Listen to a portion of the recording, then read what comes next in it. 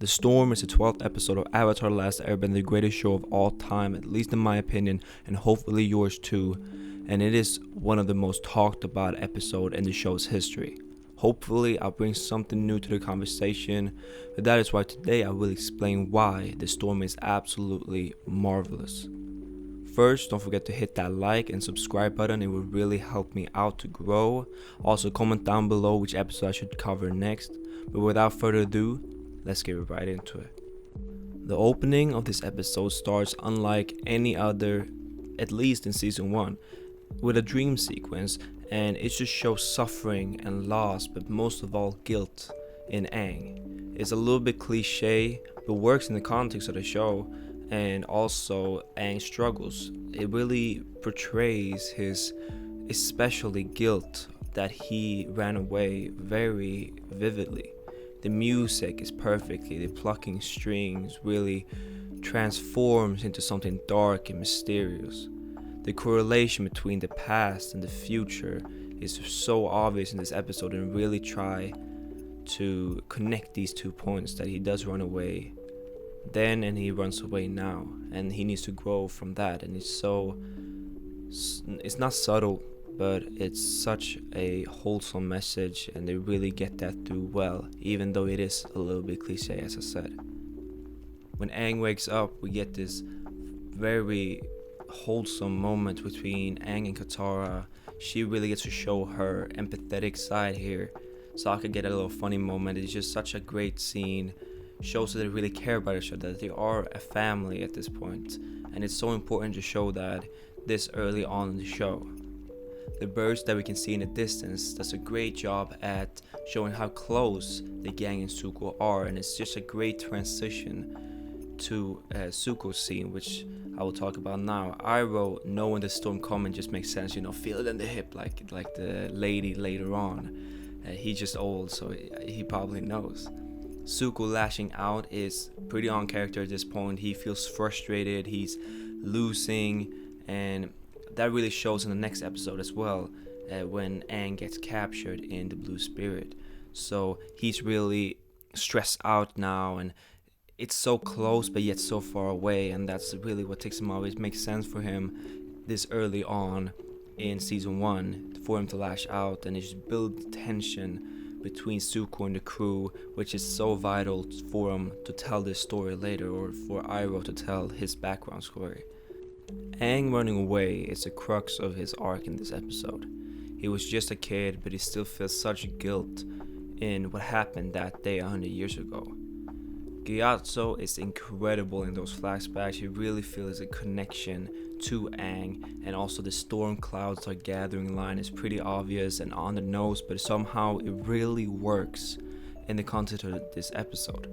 The whole thing is just obviously clearly a metaphor for their bond and for Aang's situation at the temple. In Aang's flashbacks, which are beautiful by the way, we get to see who he is as a character deep down. He just wants to be a kid, he wants to have a normal childhood, he loved Gyatso with all his heart, but there is 2 sides of being special. The power, the incredible feats, the respect, the importance you get for being the Avatar, but you also get the responsibility. As a wise man once said, with great power comes great responsibility.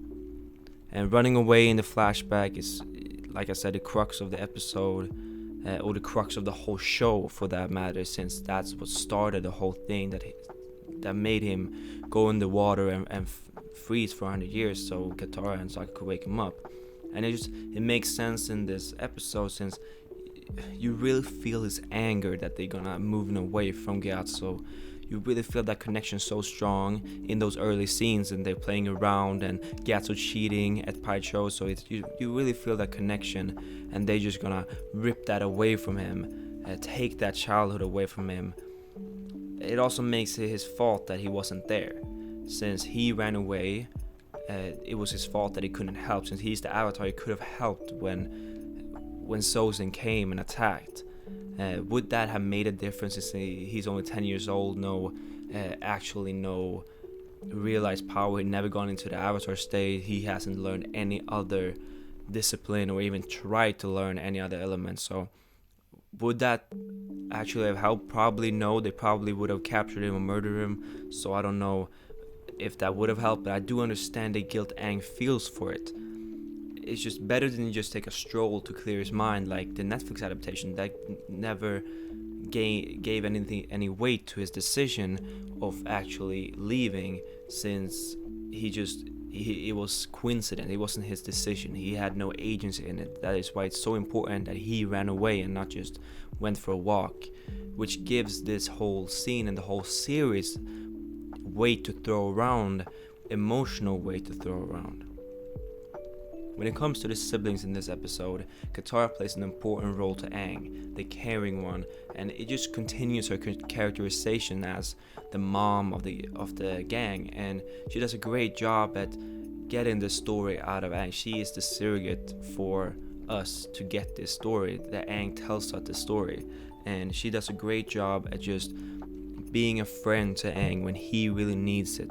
And that is what Katara does best. When she's at her best, we really have a passionate woman that is such a caring soul to others around her. Sokka, however, he has some jokes early on, but then just gets sent away for the rest of the episode. We don't really get even a cutaway to what he's doing because we are so focused on Aang and Zuko, which is fine because we really need to focus on Aang and Zuko, and then we get to rescue him at the end. So he really serves a narrative or a story importance, but other than that, he's pretty absent from this episode. Excuse me. Zuko's flashbacks are told by Iroh, which is fitting for obvious reasons, although I never noticed that it was Iroh that actually let Zuko into the war room, and that kind of recontextualized the relationship a little bit for me, since maybe Iroh is with Zuko a little bit out of guilt, which robs them of that emotional connection a little bit, of Iroh's empathetic nature, a little bit at least. It's pretty inconsequential, but I just thought that was a little bit weird, and I wished that didn't happen, although it isn't too bad. In the war room, it really shows Zuko's good nature, that he doesn't just stand idly by to watch soldiers of the Fire Nation be sacrificed practically, and also shows the absolute cruelty of the father, that this is normal for him, and that juxtaposed Zuko and his father, which is so important for Zuko to be redeemed later on. They do jump through a few hoops to get him to duel his father, not the officer. However, I feel like it's just one too many steps for him to duel his father, because the obvious thing is he duels the officer, and I guess it kind of works, but it's a few too many steps. It's a little convoluted, so they could have done that a little bit cleaner. Maybe that Osai finalized it before Zuko stood up and said something, so it was really like Osai co-signed it before Zuko stepped in. I feel like it was just the officer saying his idea and Zuko going against it, so why is that like against Osai? I don't know. They could have done it a little better. The Sula cameo is nice too, just to add that. One plot hole, or maybe the only problem I have with this entire episode, is that how does the crew not know? So Iroh is talking to the crew of the ship, or Zuko's ship, when telling his backstory. But how do they not know about Zuko and this duel and this Agni Kai? It's just, how is this? It doesn't seem too private. If you watch it back, it seems like hundreds or maybe thousands of people are in the audience of this Agni Kai, and the rumors would spread like wildfire.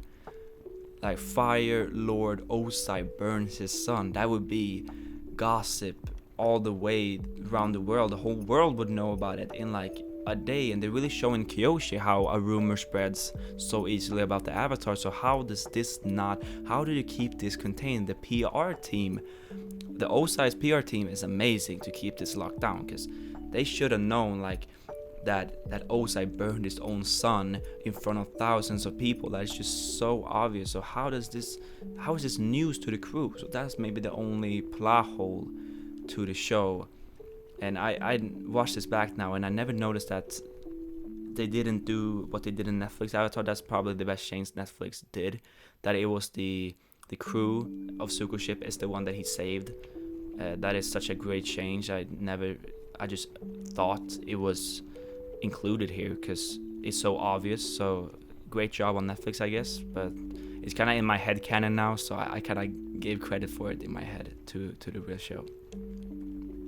The ending of this episode is honestly not up to quality to the rest of the episode, but that's not a bad thing. It's still a pretty great episode and one of the best third acts of the entire first season. It's just up to this point, the whole episode is such an amazing one, such a marvelous one, that it could never possibly live up to it if it wasn't honestly the best ending ever. So it's Iroh redirecting lighting, for example, is just such a cool moment. Zuko putting his crew over the chase of Aang is wholesome, a finale, and really rounds out his character arc here in this episode.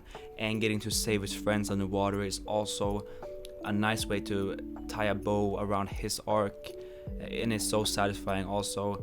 It's just not up to that standard that the flashbacks set in the earlier part of the episode. It's pretty good.